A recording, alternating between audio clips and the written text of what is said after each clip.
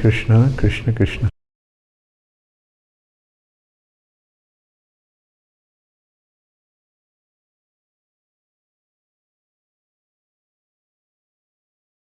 Padaya Krishna Pristhaya Bhutale Shrimate Bhakti Vedanta Swami Niti Namine Namaste Saraswati Deve Gauravani Pracharine Nirvishesha Shunnavadi Paschata Deshutarine Shri Krishna Chaitanya Prabhu Nityananda Shri Advaita Gadadhar Shivasadi Gaura Bhakta Vrinda Hare Krishna, Krishna Krishna Hare Hare Hare Rama, Rama Rama, Hare Hare. Hare Krishna. So from yesterday we resumed the discussion on Uddhava Gita in English. In between for a few days, we discussed about Lord Ramchandra's pastimes due to Ram Navami occasion. And actually I was giving 2 classes before, one in Bengali and one in English. Bengali in the morning, English in the evening. And Bengali I was actually discussing about Krishna's pastimes from Garga Samhita and other Puranas. And in the evening I was doing Uddhava Gita. But then the Hindi-speaking devotees started to request me that I also give a class in Hindi. So that was the time when I was speaking about Ram Leela. And so then I decided to, instead of giving different topics, we'll just have the same topic, discuss on the same, and discuss in three different groups or 3 different occasions a day. And today we actually thought that we will conduct the Hindi class and English class simultaneously. And while the English class will be going on, the Hindi will be translated in another channel. And Radhacharan Prabhu from Surat actually volunteered to translate the class simultaneously. So I'll just start, therefore, practically from the beginning again. And I hope everybody will appreciate that we are reiterating the English classes again after a few days of break. And we are starting from the beginning only. So Uddhava Gita is from the 11th canto of Srimad Bhagavatam. And 11th canto is, you can say, is the culmination of Krishna's pastimes. Actually, Srimad Bhagavatam is Krishna's body. Srimad Bhagavatam is also Krishna's body. And the 12 cantos of Srimad Bhagavatam are different limbs of Krishna's body. First and second cantos are Krishna's lotus feet. Third and fourth cantos are Krishna's thighs. Fifth canto is Krishna's abdomen. Sixth canto is Krishna's chest. Sixth and seventh cantos are Krishna's arms. Seventh and eighth cantos are Krishna's arms. Ninth canto is Krishna's neck. 10th canto is Krishna's smiling lotus face. Actually, the face is the most important part of the body to recognize the person. Therefore, Srimad Bhagavatam, 10th canto of Srimad Bhagavatam is actually revealing Krishna's identity. And then 11th canto is Krishna's forehead, and 12th canto is Krishna's head.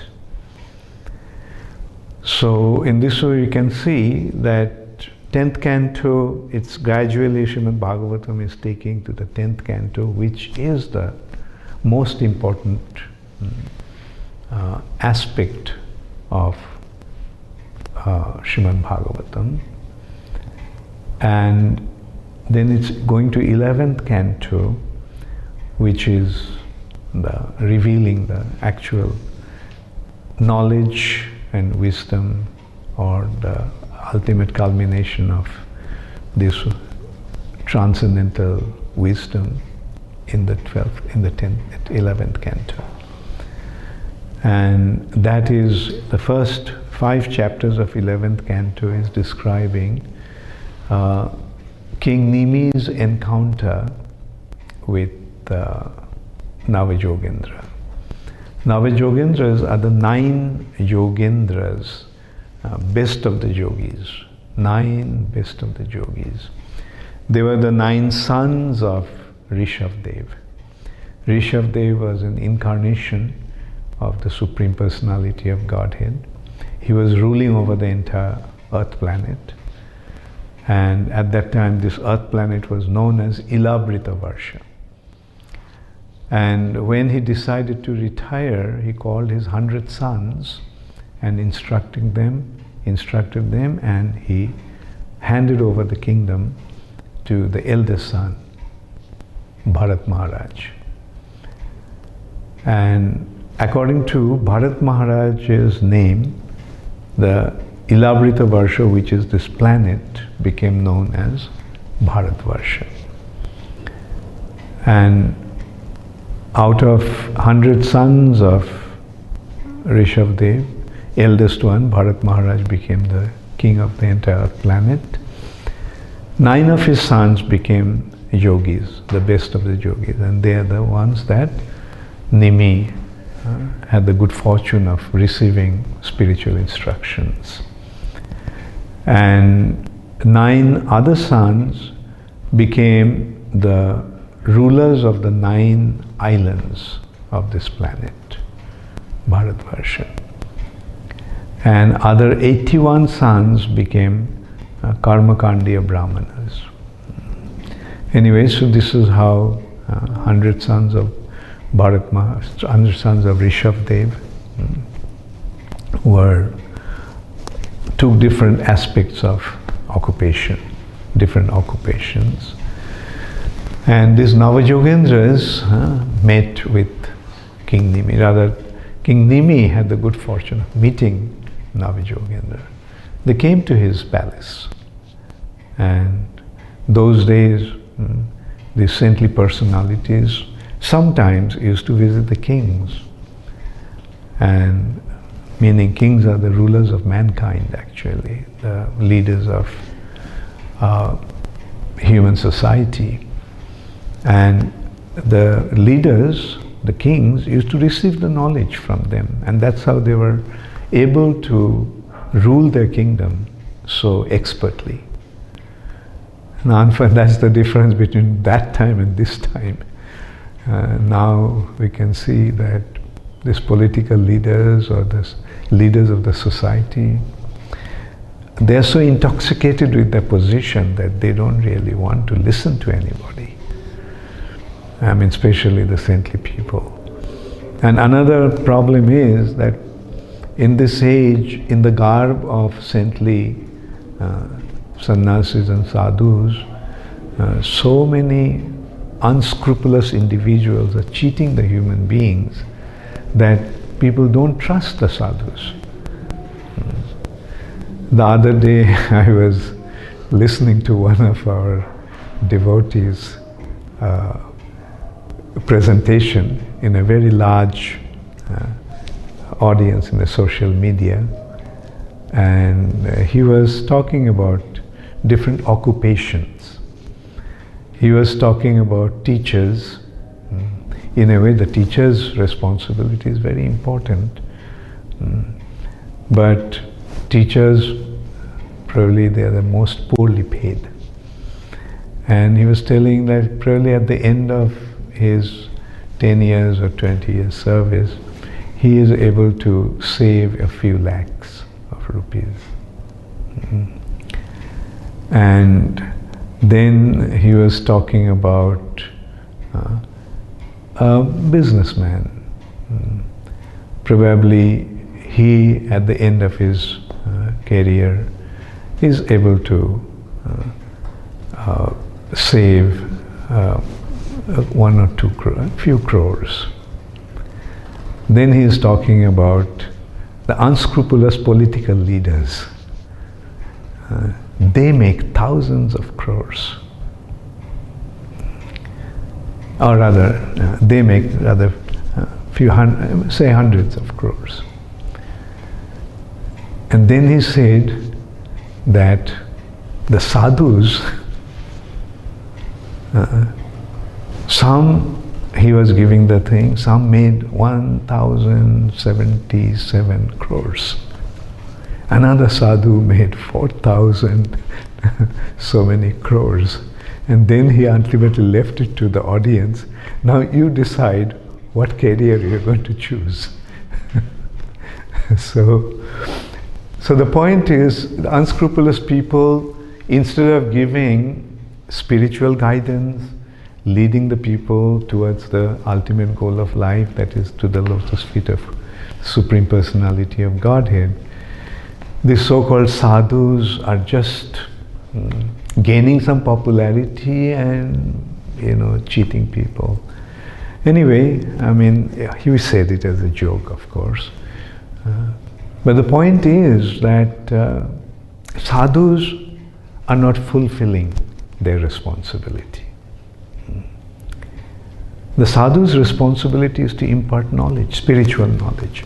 Materialistic people don't have the knowledge about the spiritual reality. And those who are absorbed in this material nature, which is a product of our senses and mind, involvement in this material nature, they simply get engrossed in this sense gratification. The senses are craving for gratification, naturally. Like senses want to derive enjoyment from the objects of the senses. So that's the materialistic life. But the one who has the spiritual knowledge, he understands the futility of the material enjoyment, materialistic enjoyment, and he imparts the knowledge of the spiritual reality and shows that materialistic tendency to enjoy leads to suffering. And besides that, this reality is illusory and temporary. And this will be also very clearly explained in this Uddhava Gita, in the previous first chapters. Then I will come to that afterwards. And the goal of life, the actual enjoyment, comes from being involved in spiritual activities. So, who gives the knowledge? Those who have the knowledge. People are in ignorance about the spiritual reality, so the sadhus have the responsibility to give that knowledge. But unfortunately today the sadhus are not doing that. They're simply, anyway, they're, in simple words I'll say that they're not fulfilling the responsibility of a spiritual personality. And in most cases they don't have the knowledge. They're dressed like a sadhu, but they don't have the knowledge. So if they don't have the knowledge, how will they impart the knowledge to others? And where does the knowledge come from? The knowledge comes from an authoritative source. And the knowledge comes from the scriptures.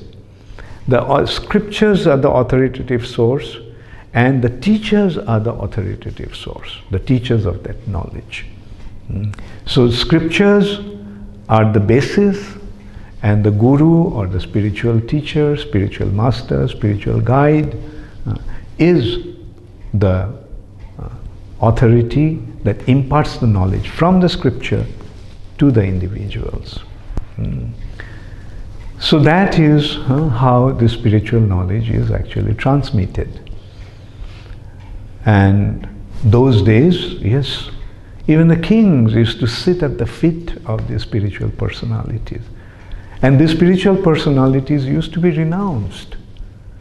They didn't have any attachment to anything.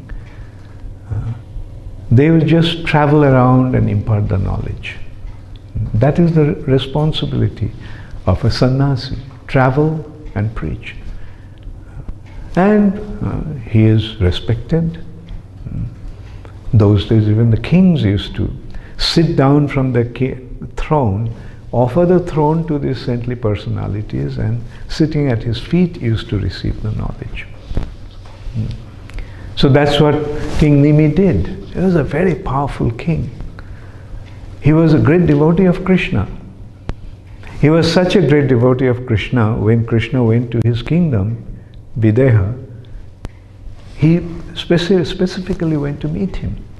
Krishna on his own went to meet him. That shows what kind of a devotee he was. And that personality is sitting at the feet of the Navajogendras, receiving the knowledge from them. And what an incredible knowledge they imparted. That's why 11th canto is very, very important for all of us. And then on the 6th chapter, it is describing that that Lord Brahma, accompanied by all the demigods, came to Krishna. And after offering their prayers, Brahma requested Krishna to withdraw his pastime and go back. He just very humbly submitted that I requested you to come here to rectify the terribly difficult situation of this world, and only you could actually correct that situation, rectify the situation. And now the mission has been accomplished. The dharma has been re-established once again.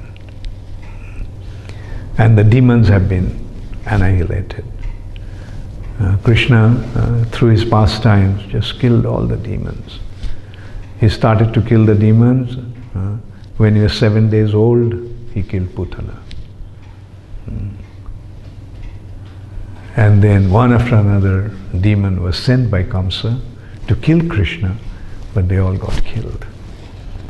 Then finally Kamsa arranged to invite Krishna and Balaram to Mathura and decided to kill them.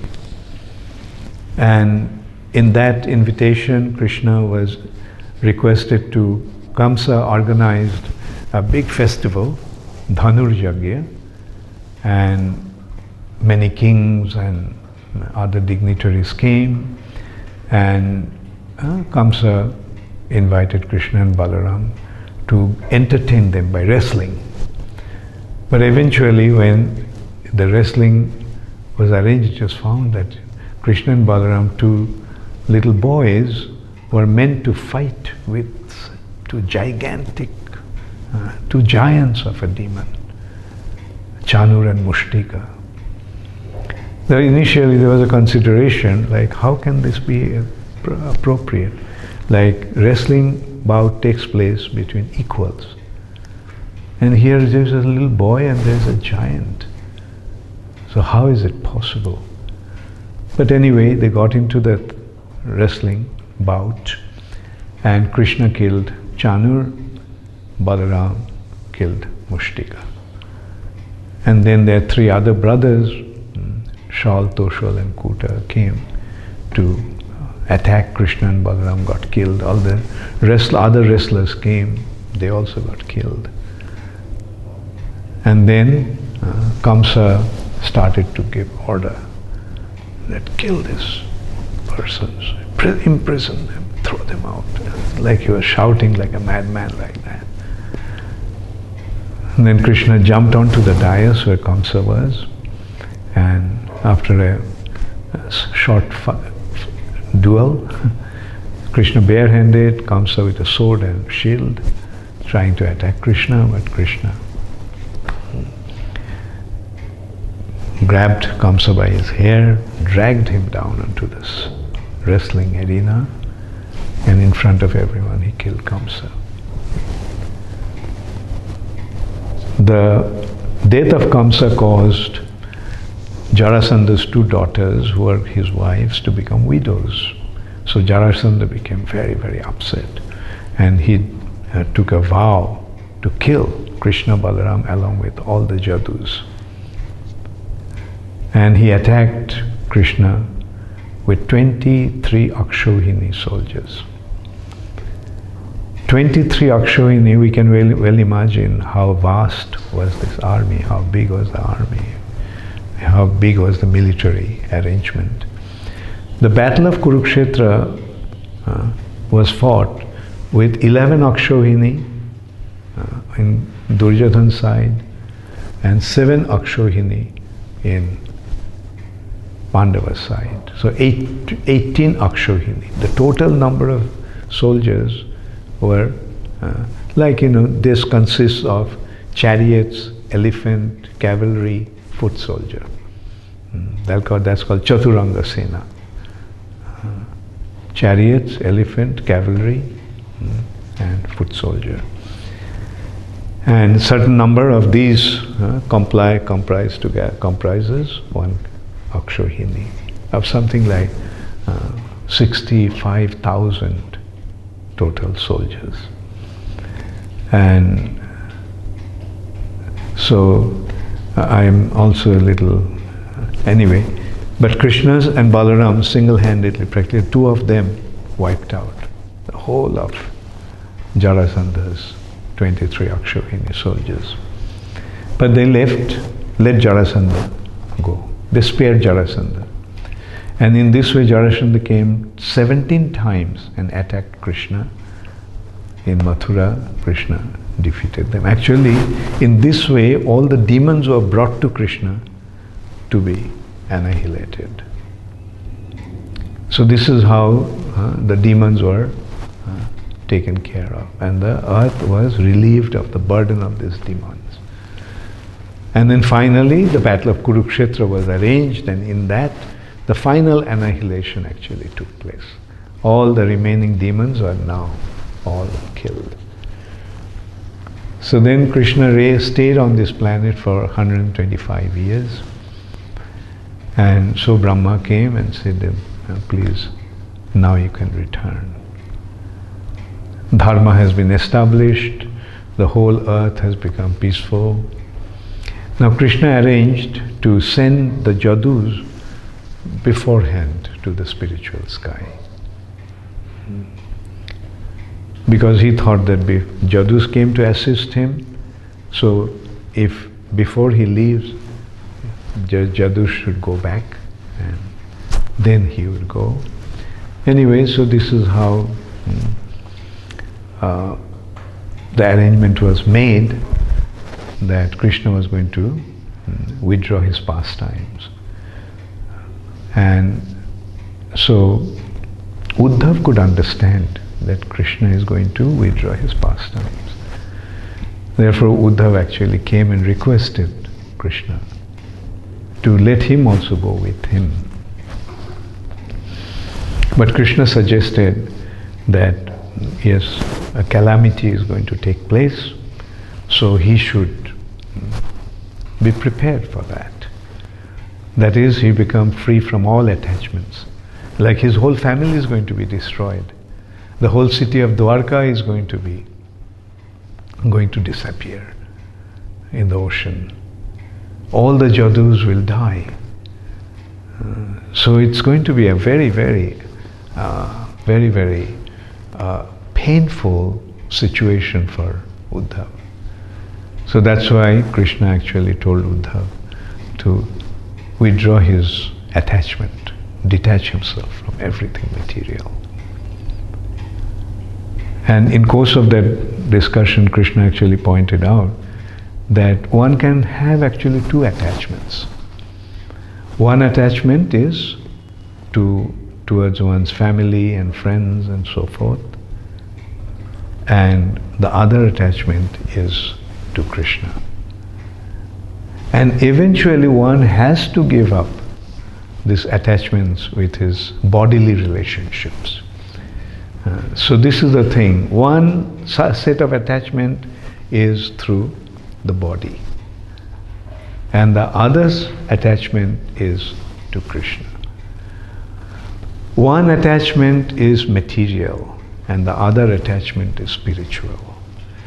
The living entity has to have some attachments. Generally, people develop their attachment based on their bodily relationships. And Uddhava was about to face that situation. Yes, he developed his attachment to his family members and friends. It's natural. But fortunately for Uddhava, his greatest attachment was to Krishna. Just in order to understand what kind of attachment Uddhava had to Krishna, when Satyabhama was married and Krishna married Satyabhama and she was brought to Dwarka,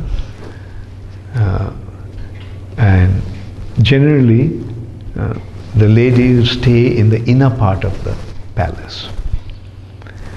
And in Vedic culture, a male member doesn't go into the inner part where the ladies are during the daytime.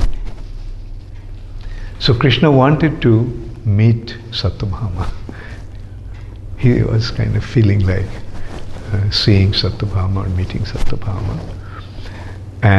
But during the daytime, a male member doesn't go into the female areas. So Krishna dressed himself up like a woman. And he went there. Uddhava saw him and he felt some attachment to that lady, some attraction to that lady. And Uddhava wondered, who is that lady? Because I don't feel any attachment to anyone but Krishna. So is that Krishna? Is that Krishna's Mohini Murti? The Krishna in the female form? So that shows Uddhava's attachment to Krishna. He didn't have any attachment to any woman. But here when he sees that some attachment to that woman, his immediate reflection was, since I do not have any attachment to anyone other than Krishna, then this must be Krishna himself. This must be Krishna in his woman form. This must be Krishna's Mohini Murti, that bewildered Lord Shiva. So this is how attached Krishna was. This is how attached Uddhava was to Krishna. So he is in a very, very safe situation. He had a spontaneous attachment to Krishna, and he didn't have any other attachment to anyone. But for the sake of educating us, Krishna is advising Uddhava that give up this attachment to your family and friends, because soon they all are going to die. Therefore, free yourself from that attachment, become a sannyasi, and leave them and start wandering around. And in this way, Krishna actually pointed out that we have only two options open to us. One is attachment to our relatives and friends, which is the attachment through this bodily relationship. And the other is attachment to the Supreme Personality of Godhead. And the living entity's main business, especially when a living entity gets a human form of life, then he must develop this attachment to Krishna.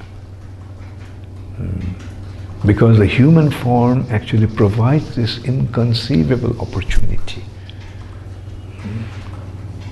to develop one's relationship with Krishna. Other forms doesn't. Even the demigods don't have that prerogative. They don't have that opportunity. Only the human beings have that. And Krishna said that that's why the human beings are so dear to him. Krishna gave these human beings this form, which is his form.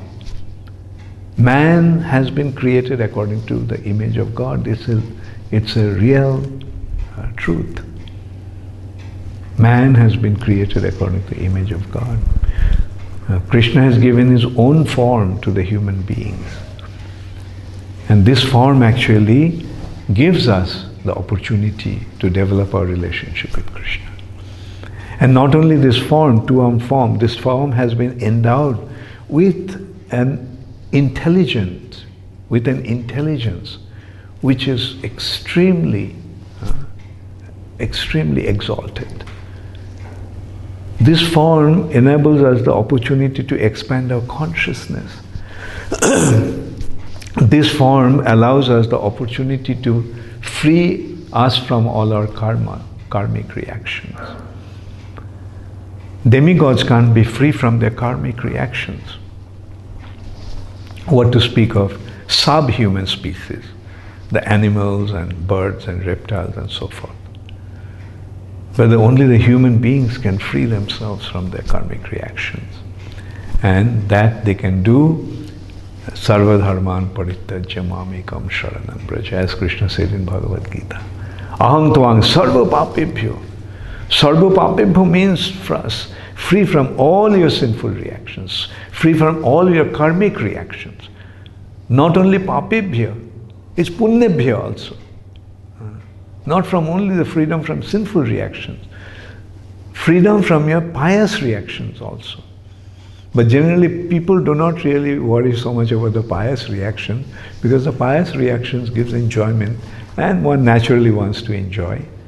Therefore Krishna says papebhya. You are concerned about the papebhya. But therefore at the end Krishna is saying masuchaha, don't worry about it. What you'll get is way beyond this freedom from karmic reactions. It will give us not only the freedom from karmic reactions, situation in the transcendental reality, in the spiritual abode of Krishna, with him in Vrindavan. So that is the opportunity that has been offered to the human beings. So that's why this human form of life is so precious. And through Uddhava, Krishna is actually giving us that information. At some point, you have to give up all your attachments. And be a sannyasi means just without attachments, just keep on traveling. Just keep traveling.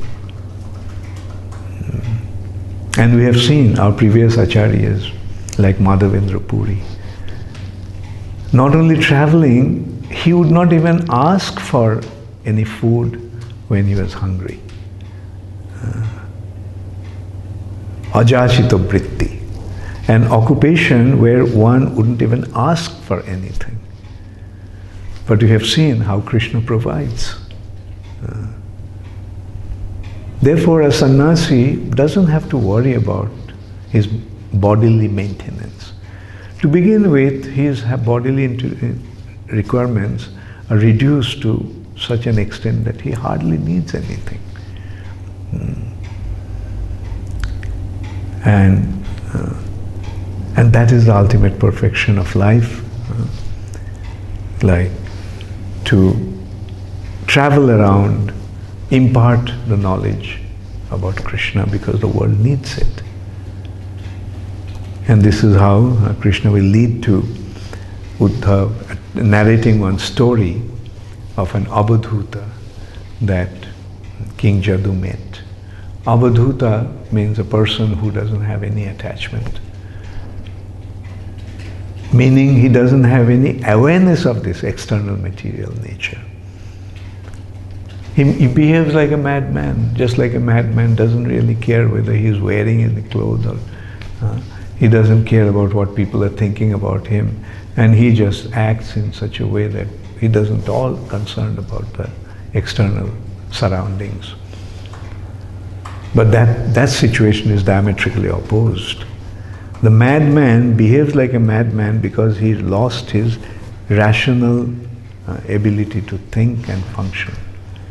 Whereas that is a person who doesn't have any control over his consciousness. Whereas the devotee of that nature, that status, that stature is the highest form of devotion, where his whole consciousness is completely tuned into Krishna's consciousness. He is simply in absolute love with Krishna. And therefore, being in love with Krishna, they don't have any external consciousness. Therefore, just as two opposites appear to be alike, like sunrise and sunset, two opposite, extreme opposite, appears to be alike. Similarly, the activity of a madman and the activity of an abudhuta apparently appears to be alike, but they're diametrically opposite. So in this way, Krishna told Uddhava, and then Krishna started to advise him about King Jadu, his great-great-great-great-grandfather, from whom this Jadu dynasty came, had an encounter. He once met one abudhuta. And that abudhuta, Srila Sridhar Swami, in his commentary, mentioned that abudhuta was actually Dattatreya, an incarnation of the Supreme Personality of Godhead. Atri had three sons, Shoma, Durvasha and Dattatreya. Shoma came from Brahma. Durvasha was, according to Lord Rudra, Lord Shiva's empowered potency, and Dattatreya was Vishnu's. So this Dattatreya King Jadu had an encounter with this abudhuta, and he told him about 24 gurus from whom he actually took instructions. And rather he sees these 24 gurus as his 24 personalities as his gurus, and that's how he wanders around the world. So we will discuss further tomorrow. I hope Radhacharan Prabhu, the Hindi translation went on quite nicely. I'm sure it went on quite nicely. Radhapat Prabhu is doing. Radhacharan Prabhu requested Radhapat Prabhu to do. Oh, okay. Thank you. Hare Krishna, Gaur Premanande, Hare Hare. Srila Prabhupada ki jai. Now, Bhakti Prem Maharaj will lead the kirtan. So Radhapad, I hope you didn't have any difficulty in translating. I know it must have been quite difficult to do simultaneous translation. And I hope you could hear clearly so that you didn't have any difficulty. And I hope I didn't speak too quickly also. If you have any difficulty, if you have any suggestion, feel free to let me know. Hare Krishna, Gaur Premanande, Hare Hare Bol. So, give Maharaj.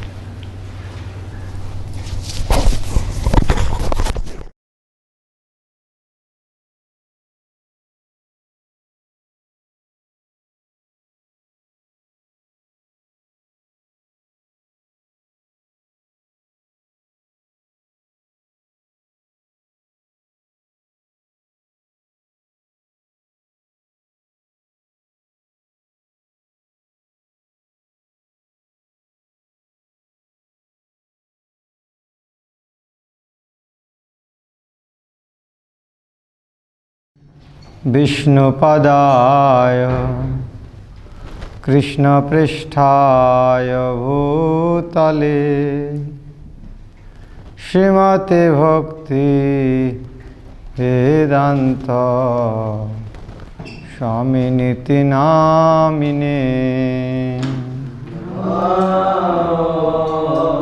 Vishnupadaya Krishna Krishnaya Bhutale Srimate Bhakti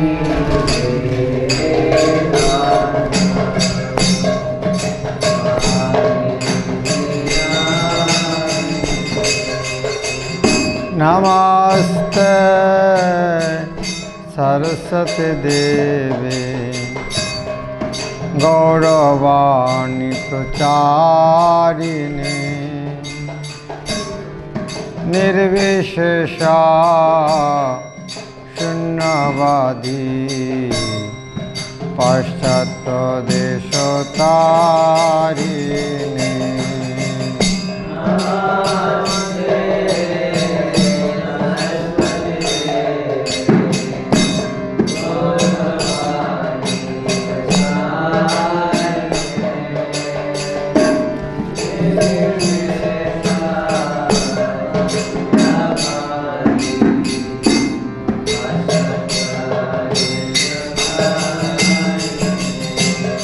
Jaya Shri Krishna Chaitanya Prabhu Nityananda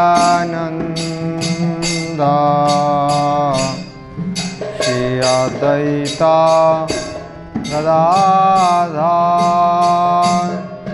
Srivasadi Gaur Bhaktavinda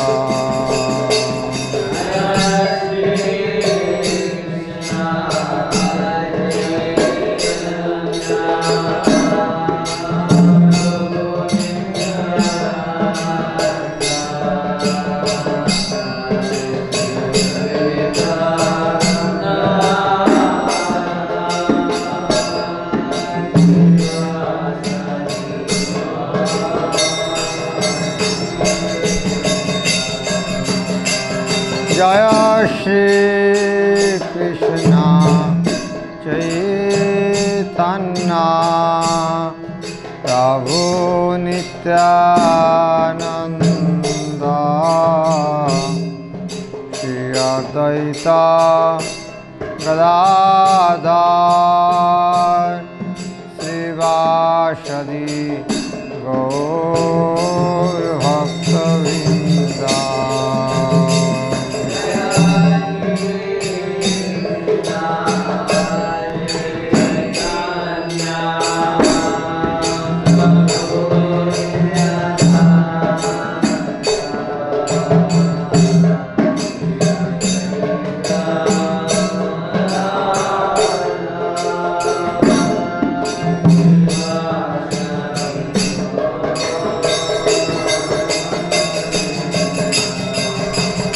Jaya Shri Krishna Chaitanya Prabhu Nityananda Shri Advaita Gadadhar Srivasadi Gaur Bhaktavinda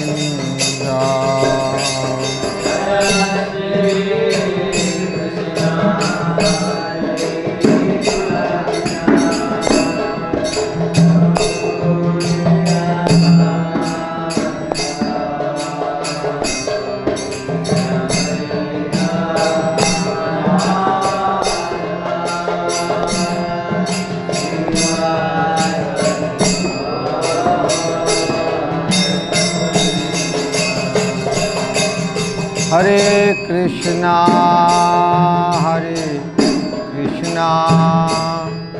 Krishna Krishna Hare Hare Hare Rama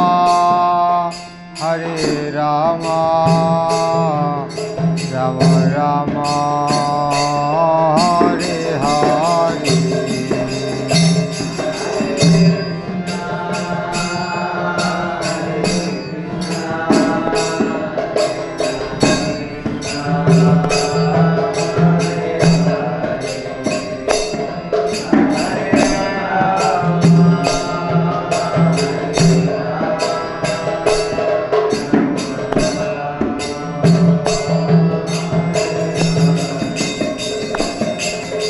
Hare Krishna, Hare Krishna, Krishna Krishna, Hare Hare, Hare Rama, Hare Rama, Rama Rama, Hare Hare.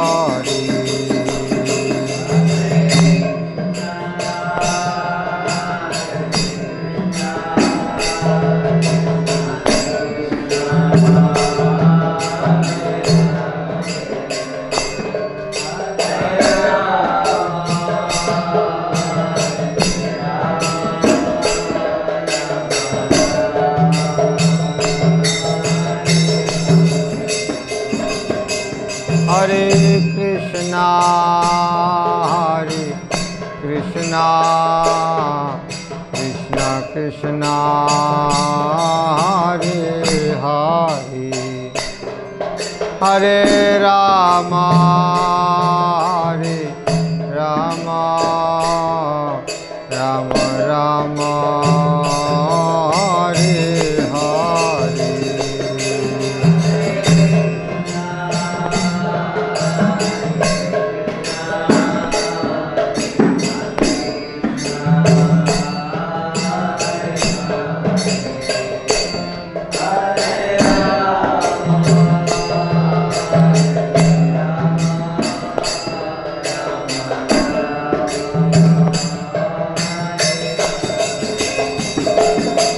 Hare Krishna, Hare Krishna, Krishna Krishna, Hare Hare, Hare Rama, Hare Rama, Rama Rama, Hare Hare.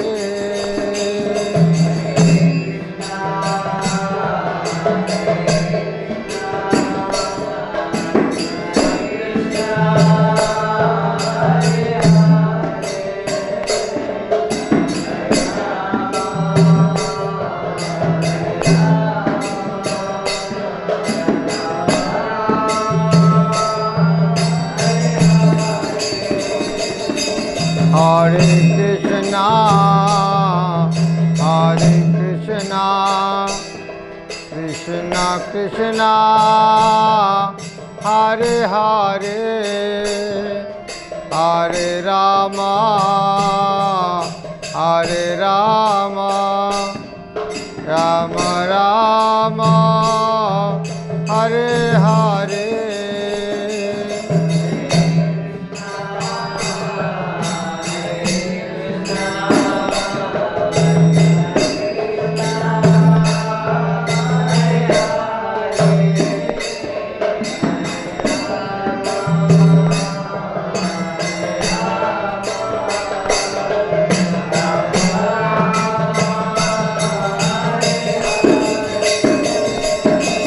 Hare Krishna, Hare Krishna, Krishna Krishna, Hare Hare, Hare Rama, Hare Rama, Rama Rama, Hare Hare.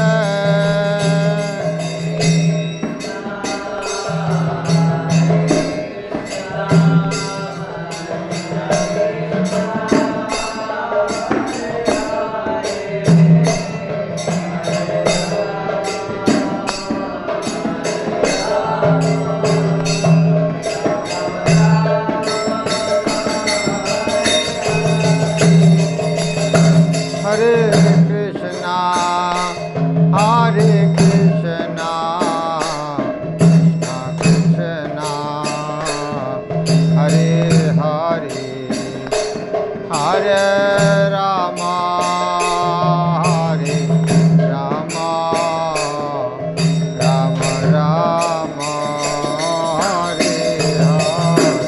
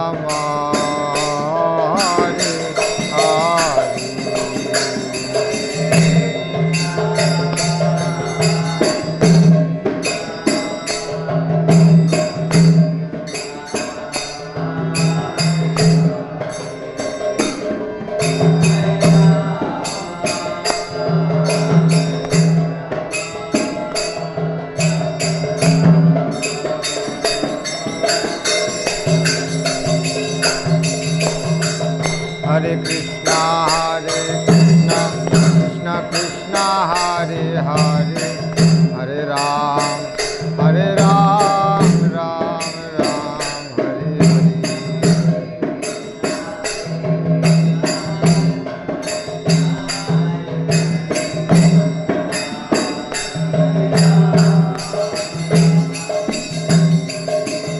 Hare Krishna, Krishna Krishna, Hare Hare,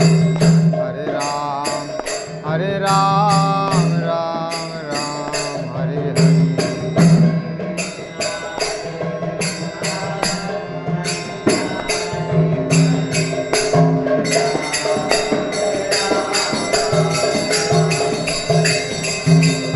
Hare Krishna, Krishna Krishna, Hare Hare, Hare Ram, Ram Ram, Hare Hare.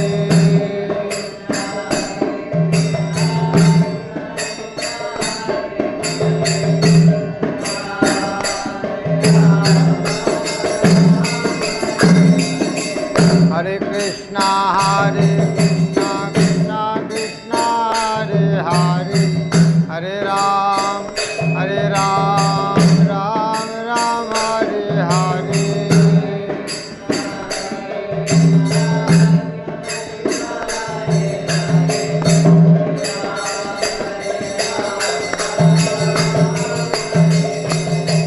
Hare Krishna, Krishna Krishna, Hare Hare, Hare Ram, Ram Ram, Hare Hare. Hare Krishna, Krishna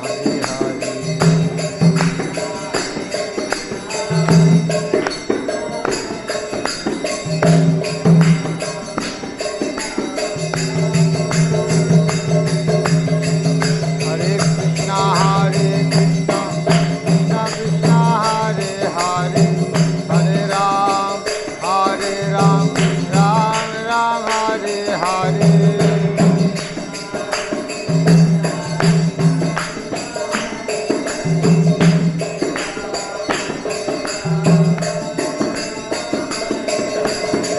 Hare Krishna, Krishna Krishna, Hare Hare, Hare Ram, Ram Ram, Hare Hare.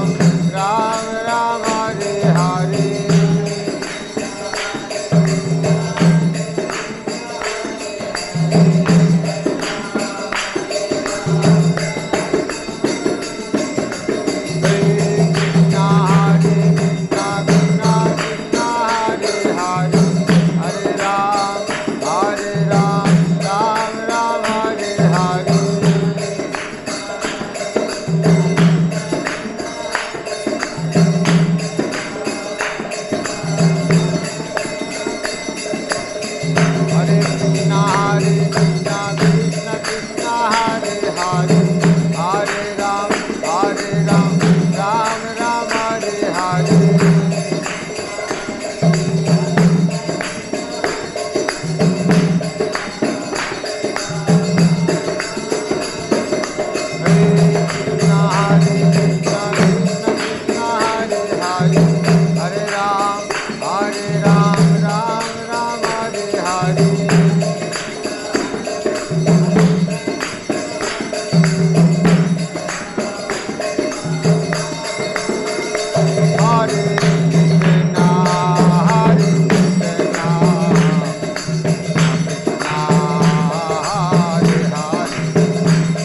Hare Rama.